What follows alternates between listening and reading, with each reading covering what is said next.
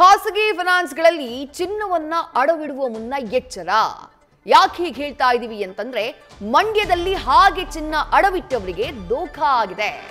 ಕಡಿಮೆ ಬಡ್ಡಿ ಅಂತ ಹೇಳಿ ಚಿನ್ನ ಅಡವಿಟ್ಟಿದ್ದಕ್ಕೆ ಪಂಗನಾಮವನ್ನ ಹಾಕಿ ಹೋಗಿದ್ದಾರೆ ಆ ಫೈನಾನ್ಸ್ನ ಮಾಲೀಕರು.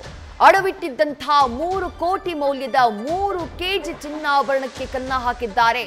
ಕಡಿಮೆ ಬಡ್ಡಿಯ ಆಸೆ ತೋರಿಸಿ 70ಕ್ಕೂ ಹೆಚ್ಚು ಗ್ರಾಹಕರಿಗೆ ದೋಖಾ ಮಾಡಿರುವಂತಹ ಆರೋಪ ಮಂಡ್ಯದ ಅನಘಾ ಗೋಲ್ಡ್ ಕಂಪನಿಯ ವಿರುದ್ಧ ಕೇಳಿಬಂದಿದೆ. ಮಾಲೀಕ ಪ್ರವೀಣ್ ಹಾಗೆ ಆತನ ಪತ್ನಿ ಮಂಜುಳಾ ಜೊತೆಗೆ ಶ್ರೀಲಕ್ಷ್ಮಿ ಈ ಮೂವರನ್ನ ಈ ವಂಚನೆ ಪ್ರಕರಣಕ್ಕೆ ಸಂಬಂಧಪಟ್ಟ ಹಾಗೆ ಅರೆಸ್ಟ್ ಮಾಡುವಂತಹ ಕೆಲಸವನ್ನ ಪೊಲೀಸರು ಮಾಡಿದ್ದಾರೆ. ಸುಮಾರು 70 ಮಂದಿ ಚಿನ್ನ ಅಡವಿಟ್ಟಿದ್ರು. ಕಡಿಮೆ ಬಡ್ಡಿಗೆ ನಾವು ಚಿನ್ನ ಅಡವಿಡೋದಕ್ಕೆ ಅವಕಾಶ ಕೊಡ್ತೀವಿ, ಸಾಲ ಕೊಡ್ತೀವಿ ಅಂತ ಹೇಳಿ ಅನಘಾ ಗೋಲ್ಡ್ ಕಂಪನಿ ಇವರಿಗೆಲ್ಲ ಯಾಮಾರಿಸಿತ್ತು. ಅದನ್ನೇ ನಂಬಿ ಚಿನ್ನ ಅಡವಿಟ್ಟಿದ್ರು. ಆದ್ರೆ ಈಗ ಸುಮಾರು 3 ಕೆಜಿಯಷ್ಟು 3 ಕೋಟಿ ಮೌಲ್ಯದ ಚಿನ್ನ ಅಬೇಸ್ ಆಗ್ಬಿಟ್ಟಿದೆ, ನಾಪತ್ತೆಯಾಗ್ಬಿಟ್ಟಿದೆ.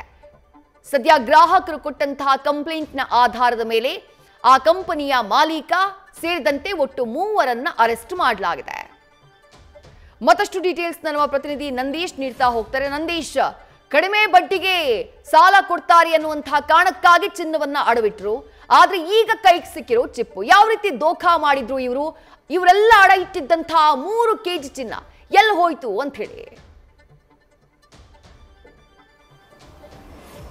ಖಂಡಿತ ವಿದ್ಯಾಶ್ರೀ, ಕಡಿಮೆ ಬಡ್ಡಿ ದರದಲ್ಲಿ ಹೆಚ್ಚು ಸಾಲವನ್ನು ಕೊಡ್ತಾರೆ ಎಂಬ ನಿಟ್ಟಿನಲ್ಲಿ ಚಿನ್ನವನ್ನು ಅಡವಿಟ್ಟಂಥವರು ಈ ಒಂದು ಸ್ಟೋರಿಯನ್ನು ನೋಡಲೇಬೇಕು. ನಿಜಕ್ಕೂ ಕೂಡ ಇದು ಮಂಡ್ಯ ಜಿಲ್ಲೆಯ ಬಹುದೊಡ್ಡ ಹಗರಣ ಅಂತ ಹೇಳಿದ್ರೆ ತಪ್ಪಾಗಲಾರ್ದು. ಅಂದರೆ ಜನರು, ಮಧ್ಯಮ ವರ್ಗದ ಜನರು ತಮ್ಮ ಕಷ್ಟಕ್ಕೆ ಅನುಕೂಲ ಆಗುತ್ತೆ ಎಂಬ ನಿಟ್ಟಿನಲ್ಲಿ ಒಂದಷ್ಟು ಹಣವನ್ನು ಸಂಪಾದನೆ ಮಾಡಿದ ಸಂದರ್ಭದಲ್ಲಿ ಇನ್ವೆಸ್ಟ್ಮೆಂಟನ್ನು ಚಿನ್ನದ ಮೇಲೆ ಹಾಕ್ತಾರೆ.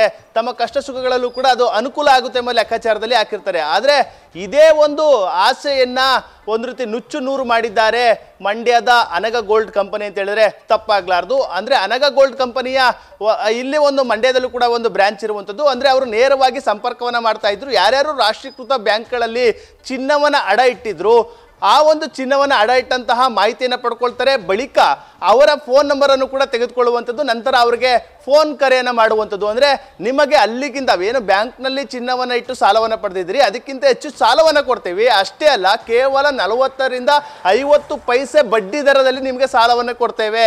ನಿಮಗೆ 6 ತಿಂಗಳವರೆಗೂ ಕೂಡ ಯಾವುದೇ ರೀತಿ ಬಡ್ಡಿ ಇರಲ್ಲ. 6 ತಿಂಗಳ ಬಳಿಕವೂ ಕೂಡ ಅಷ್ಟೇ ಬಡ್ಡಿ, ಅಂದರೆ 40ರಿಂದ 50 ಪೈಸೆ ಮಾತ್ರ ಬಡ್ಡಿ ಇರುತ್ತೆ ಎಂಬ ನಿಟ್ಟಿನಲ್ಲಿ ನಂಬಿಸ್ತಾರೆ. ಅದಾದ ಬಳಿಕ ಅವರೇ ಖುದ್ದು ಹೋಗಿ ಹಣವನ್ನು ಕೊಟ್ಟು ರಾಷ್ಟ್ರೀಕೃತ ಬ್ಯಾಂಕಲ್ಲಿ ಏನು ಚಿನ್ನವನ್ನು ಇಟ್ಟಿರ್ತಾರೆ ಅವೆಲ್ಲವನ್ನು ಕೂಡ ಬಿಡಿಸ್ಕೊಂಡು ಬರುವಂಥದ್ದು, ಬಿಡಿಸ್ಕೊಂಡು ಬಂದು ತಮ್ಮ ಕಂಪನಿಯಲ್ಲಿ ಹಣವನ್ನು ಇಟ್ಕೊಳ್ಳುವಂಥ ಕೆಲಸವನ್ನು ಮಾಡ್ತಾರೆ. ಇದೇ ರೀತಿ ಮಂಡ್ಯದಲ್ಲಿ ಬರೋಬ್ಬರಿ 70ಕ್ಕೂ ಹೆಚ್ಚು ಜನರಿಂದ ಬರೋಬ್ಬರಿ 3 ಕೆಜಿ ಚಿನ್ನ, ಅಂದರೆ ಸುಮಾರು 3 ಕೋಟಿಗೂ ಅಧಿಕ ಮೌಲ್ಯದ ಚಿನ್ನವನ್ನು ಇದೀಗ ಅಡವಿಟ್ಕೊಂಡು ಆ ಒಂದು ಏನು ಚಿನ್ನವನ್ನೇ ಕೊಡದೆ ಇದೀಗ ಮೋಸವನ್ನು ಮಾಡಿರುವಂತಹ ಒಂದು ವಿಚಾರ ಇದೀಗ ಬಯಲಾಗಿರುವಂಥದ್ದು. ಅಂದರೆ ಮಳವಳ್ಳಿ ಮೂಲದ ಶ್ರೀಧರ್ ಎಂಬ ಒಬ್ಬ ವ್ಯಕ್ತಿ ಮಂಡ್ಯದ ಪಶ್ಚಿಮ ಠಾಣೆಗೆ ಬಂದು ದೂರನ್ನು ಕೊಡ್ತಾರೆ. ದೂರನ್ನು ಕೊಟ್ಟಂತ ಬಳಿಕ ಅಂದ್ರೆ ಸುಮಾರು 600 ಗ್ರಾಮ್ ಚಿನ್ನವನ್ನ ಅವರೊಬ್ಬರೇ ಇಟ್ಟಿರ್ತಾರೆ.